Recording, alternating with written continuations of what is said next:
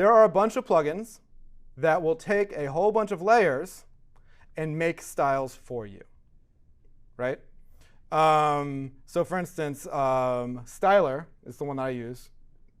And you can go ahead and you can just hit install, and then it's like instantly available, and then you can use it. So that's kind of your cue to go and install it right now while I talk. You can install Styler, and what it'll do is it'll take a bunch of layers, and it will just automatically create color styles for you out of those layers. Then you're like, neat. What are they called, right? Well, that's why you're not out of the woods yet. It names them after whatever the name of the layer was. So if you select all of these, and you go in and go to plugins, and you go to Styler, and you go generate styles, you can see if I go now in here, I've got a bunch of colors called circle and whatever number Figma gave it. Oh, that's not what I wanted. I could go hand by hand and rename them. And the one thing you'll see is that if I give it a slash, like a directory structure,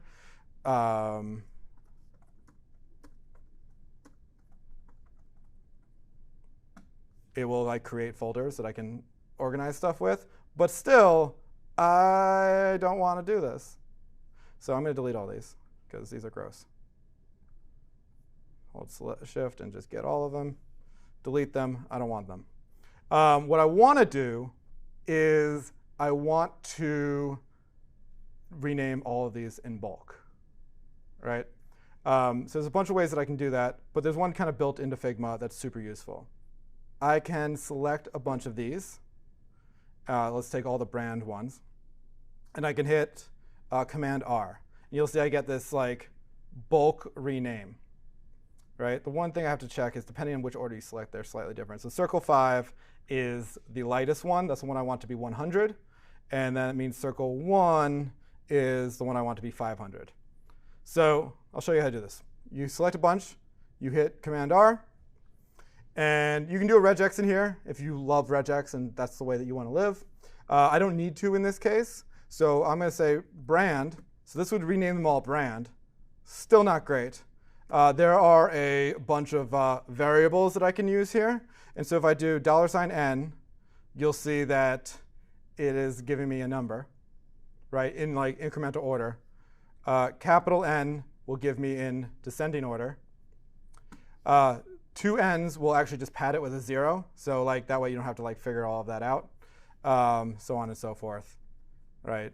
What I want is kind of the opposite. I want to say that the one that is Circle 5, which should be 100, and the one that is Circle 1 should be 500. So I'll just put 2 O's at the end myself, and then that slash in there. And I can check, and you can see that I got it wrong. So there's a bunch of ways you can handle this. You can do a replace. I'm just going to undo. And we'll hit brand, $n. And now all of these are renamed the correct way, right? So you can do that. Again, there's also, as you saw the input field above that, there's pattern matching, right? You can literally just type in a string. You can put in a regex, and then you can use like that value. You can do everything after the value. There's a whole bunch of like nuanced things that it's really hard to come up with a fictitious use case for why I would want to do that. So you have a bunch of ways. The other way you could theoretically do this is I could grab a bunch of these. I could rename them all 200, right? And then I could theoretically match it and then fill in the other piece. I like the initial way that I did it. So you can go through and rename all of them one at a time. So here we'll call this one, what was this, information or was that success? Oh, it was danger. Danger slash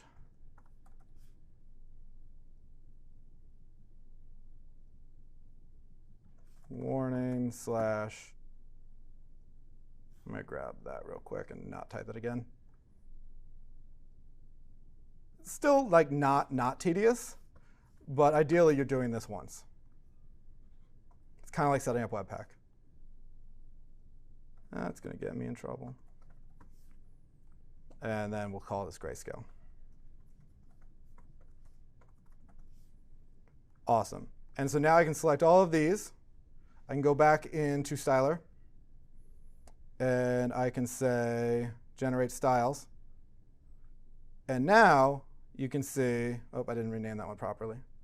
At least for the other ones, I've got my entire color palette that I can now use throughout the rest of my day as we go through. I do need to undo that last one, though.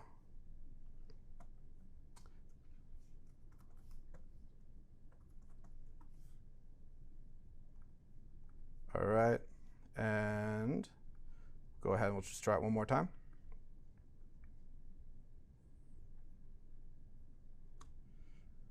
Generate styles. And now I have, oh, I got an extra sticky note in there. You can just delete them. And now I have all the colors that I need. So you can create them at scale. The other thing that's super interesting is like, neat, you've just moved the problem forward, right? Yes, now your designer, which could be you, or could be somebody else, or could be you trying to just figure out all the colors in a design, has a bunch of well-named styles. There's another one called CSS Gen, which again, you probably just don't want to use wholesale, but you could theoretically take the styles from a Figma file, and this is another plugin, and you can go in here, and we'll go to CSS Gen, and we'll say I want CSS variables. You can choose your color mode that makes you happiest. You can choose your casing. You hit generate, and it will give you a bunch of variables that you can just use, and so you're not porting them over one by one. So now you can set up the colors and like again get the accessibility right. A lot of times what I'll do for both typography and colors is I'll make a bunch of just like random buttons and like divs and headings and like do even just like a very loose mock-up of what I think I'm going to do, get like the line spacing right and stuff along those lines. Then I will delete all those things and not actually use them, but that sets up my style. So now I have them like ready to go in both my CSS as well as in my design, right? Like you might not just use this as a class name. You could choose, if you're using like Sass, you might make a mix in, like, but it at least gives you like the starting piece here for all the styles that you might choose to use in your application.